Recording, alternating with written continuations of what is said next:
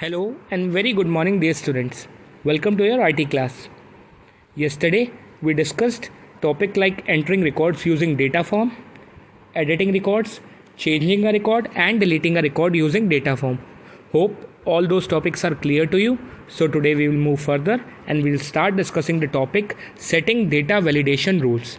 Data validation rules कैसे हम set करेंगे? We will discuss that. So let us start the discussion. So data validation rules क्या होते हैं? Using data validation rule you can set up your database table to control exactly what kind of data is allowed in the sales.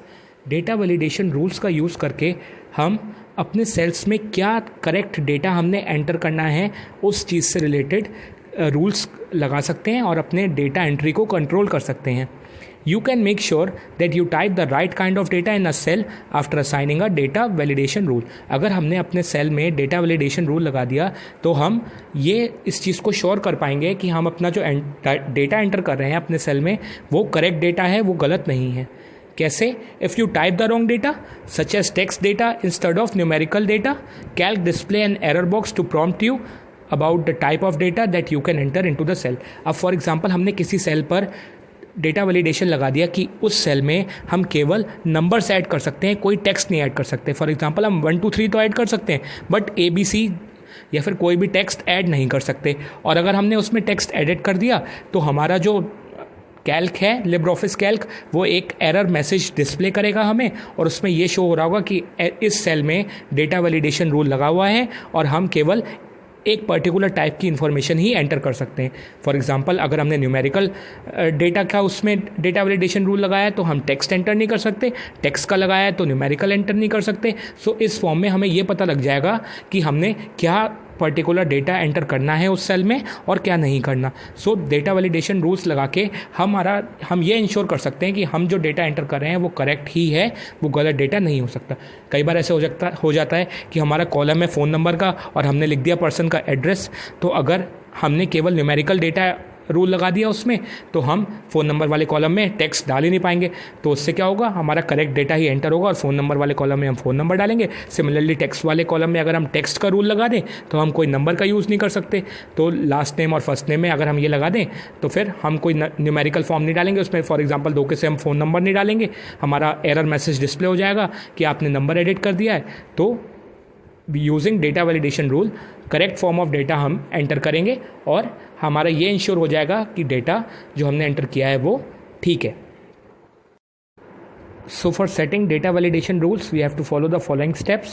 First one, select the cells to which you want to apply a data validation rule. सबसे पहले हमने select करना है वो cell जहाँ पर हमने data validation rule लगाना है. तो हमने उस सेल को सेलेक्ट करना है फर्स्ट स्टेप में.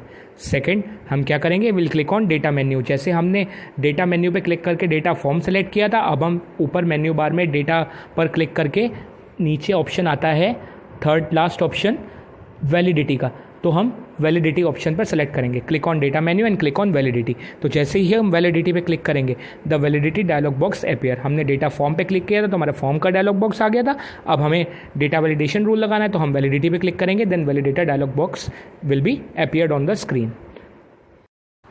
अब जो हमारा वैलिडिटी डायलॉग बॉक्स होगा वहाँ पर लेफ्ट साइड में एक्सट्रीम लेफ्ट पर क्राइटेरिया टैब है, उस पर हम क्लिक करेंगे. Will click on criteria tab. It's step 4. In step 5 will click on allow drop down box and select the option you want to apply.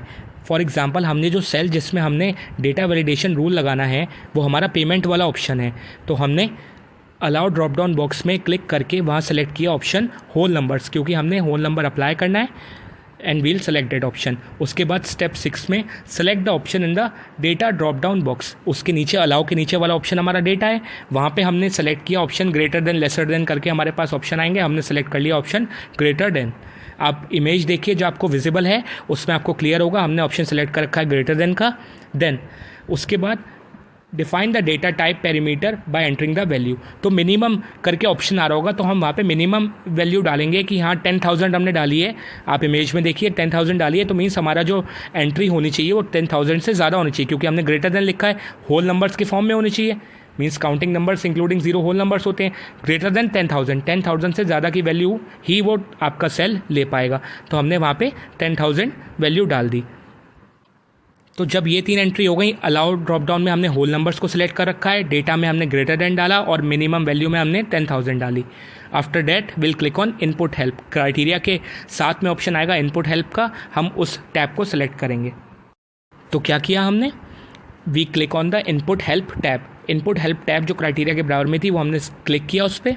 In step 9 वहाँ नीचे option show होगा, जैसे ही हम क्लिक करेंगे click on the check box option, वहाँ पर लिखा होगा show input help when cell is selected. आप इमेज में देखिए वहाँ लिखा है show input help when cell is selected, तो उसके चेक बॉक्स पर हमने क्लिक कर दिया स्टेप 9 में। Now in step 10 type the message title in the title box. नीचे अब हमारे पास ऐसा करके एक बॉक्स अपीयर हो जाएगा जहाँ कंटेंट्स हमारे लिखे होंगे, टाइटल ऑप्शन आ रहा होगा, वहाँ पर हमने जो भी टाइटल देना है वहाँ टाइप कर दिया।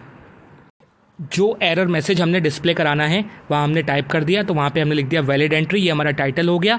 इनपुट हेल्प में हमने उसके बाद entry curry type the input message in the input help box. Input help box में हमने लिख दिया ग्रेटर देन 10,000, तो ये इनपुट मैसेज हो गया ग्रेटर देन 10,000।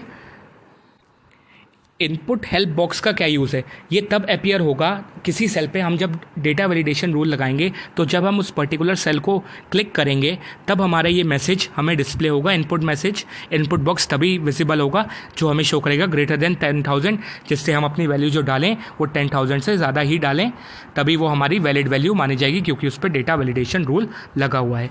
क्राइटेरिया सेलेक्ट करा था, उसके ऑप्शन सेलेक्ट करें, इसके बाद इनपुट हेल्प की हमने ऑप्शन सेलेक्ट किए। Now will move on to the third part. Criteria और इनपुट हेल्प के बाद वाला जो पार्ट है एरर अलर्ट, वो हमारा एरर अलर्ट का पार्ट है। Will click on that tab. So now हम क्राइटेरिया और इनपुट हेल्प के बाद अपने थर्ड टैब पर गए and in step 12 we click on the error alert tab. In step 13 जब हम एरर अलर्ट टैब पे क्लिक करेंगे देन एरर मैसेज का नीचे बॉक्स में ऑप्शन आ रहा है, वहाँ का टाइटल में हमने टाइटल टाइप कर दिया ओवर मैक्सिमम, तो ये हमारा टाइटल था। आप इमेज में देखिए हमने टाइप कर दिया ओवर मैक्सिमम। उसके बाद इंस्ट्रक्शन का नीचे एरर मैसेज आएगा type the instruction to help the user rectify the mistake. अब जैसे ये इसका यूज़ क्या है एरर अलर्ट का, फॉर एग्जांपल हमने अपने सेल में डेटा वैलिडेशन रूल लगाया है 10,000 से नीचे की वैल्यू वो नहीं लेगा। अगर हमने 10,000 से नीचे की वैल्यू उस सेल में एंटर की तब हमारा एरर अलर्ट मैसेज जो नीचे आपको डिस्प्ले भी हो रहा है आपकी स्क्रीन में, वो डिस्प्ले होगा कि ये जो मैसेज अभी हमने टाइप किया please enter the value greater than 10,000, क्योंकि 10,000 से ऊपर की वैल्यू को हमने वैलिडेशन लगा रखा है, रूल लगा रखा है। सो यहाँ पे हमने ये मैसेज टाइप कर दिया और उसके बाद ओके कर दिया।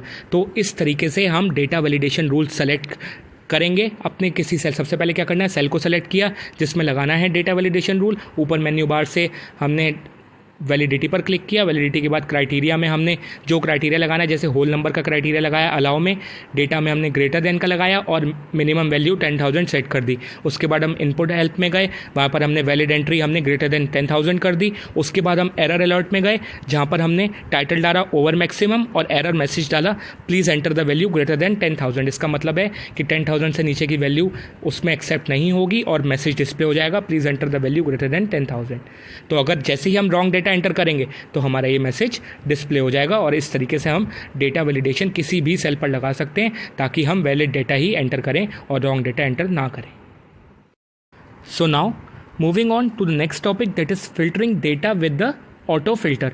ऑटो फिल्टर का यूज़ करके कैसे हम अपना डेटा फिल्टर कर सकते हैं, सॉर्ट कर सकते हैं और पर्टिकुलर डेटा सेलेक्ट कर सकते हैं, ये हम डिस्कस करेंगे। Filtering is a feature in Calc that allows setting of conditions so that only certain data is display. Filtering की हेल्प से क्या होता है, फिल्टर का काम कि जो अलग चीज़ है उससे सेपरेट कर दिया और जो चीज़ हमें देखनी है पर्टिकुलर वो सेलेक्ट कर लिया। अगर हम आरओ फिल्टर की बात करें तो वो ख़राब पानी को फिल्टर ऑफ कर देता है और साफ़ पानी हमें देता है। ऐसे ही हम डेटा को भी फिल्टर कर सकते हैं इन कैल्क में हम डेटा को फिल्टर कैसे करेंगे, फिल्टरिंग फीचर आता है हमारे कैल्क में। ऑटो फिल्टर की हेल्प से हम जो सर्टेन डेटा हमने देखना है सिर्फ वो ही डिस्प्ले होगा अगर हम इस फीचर का यूज़ करेंगे।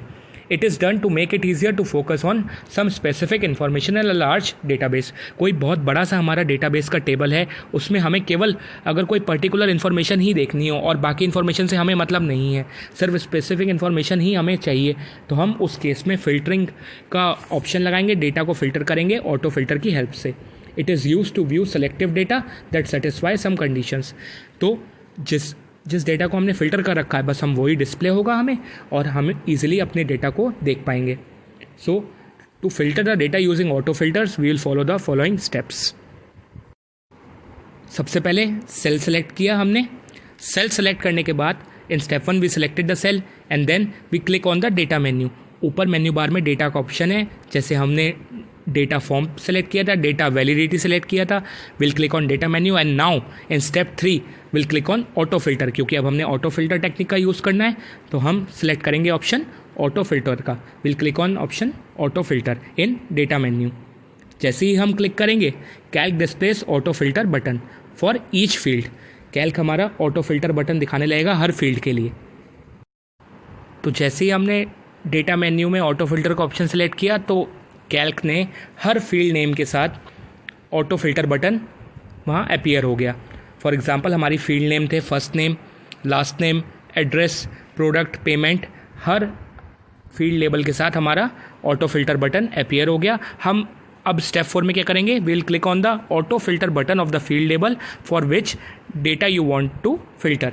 जिस फील्ड लेबल के लिए हमें डेटा को फिल्टर करना है उसके ही ऑटो फिल्टर बटन पर हम क्लिक करेंगे. फॉर एग्जांपल अगर हमने फर्स्ट नेम के डेटा को फिल्टर करना है तो उसके ऑटो फिल्टर बटन को हमने क्लिक किया. नाउ स्टेप 5 में हमने क्या किया, click on the check box to make it off for any item you want to be filtered out. जिन पर्टिकुलर्स की एंट्री हमें हटानी है, जो एंट्रीज हमें फ़िल्टर करके अलग करनी है, मींस जिनको हमने नहीं देखना, जो डिस्प्ले नहीं करवानी, उनके चेकबॉक्स पर हम क्लिक नहीं करेंगे. उनके चेकबॉक्स को हटा देंगे और बाकी पे टिक लगा रहेगा. जिनके आगे टिक लगा रहा वो एंट्रीज हमारी अलग हो गई और वो हमें डिस्प्ले होने लगी. जिनके आगे जिनके चेकबॉक्स में टिक नहीं लगा वो एंट्रीज अलग होके हट गई और वो हमें विजिबल नहीं होंगी. जब हम फिल्टर अप्लाई कर देंगे, after you apply the filter only those records that match the check items will remain. For example अगर हम इमेज में देखें तो अगर हमने आनंद, दविंदर और कई सारे ऑप्शंस हटा दिए तो हमारी एंट्रीज कम हो गई और जो फाइनल रिजल्ट हमारे सामने आएगा उसमें वही एंट्रीज होंगी जिनको हमने चेक बॉक्स पर सेलेक्ट किया था. So after you apply the filter only those records that match the checked items will remain.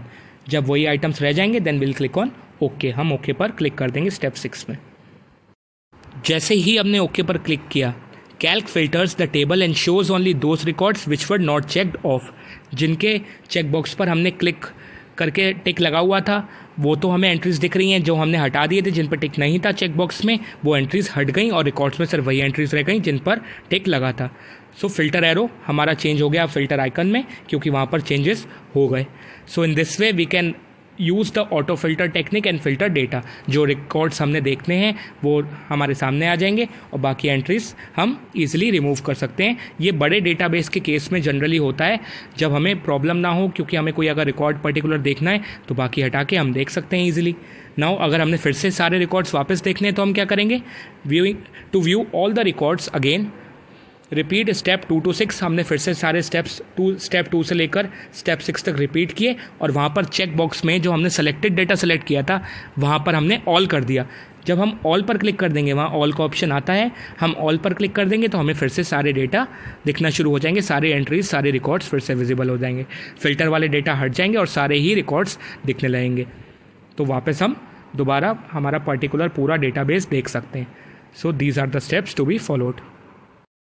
So my dear students, with this we complete the today's discussion in which we discussed about setting data validation rules and filtering the data using autofilter. Hope this is clear to you. If you have any doubt, clear it. And in the next lecture, we'll discuss the left two topic, that is sorting records and removing the autofilter button from the database. And with this we will complete the chapter in the next turn. Till then, keep studying, stay fit, stay healthy. Thank you and have a nice day.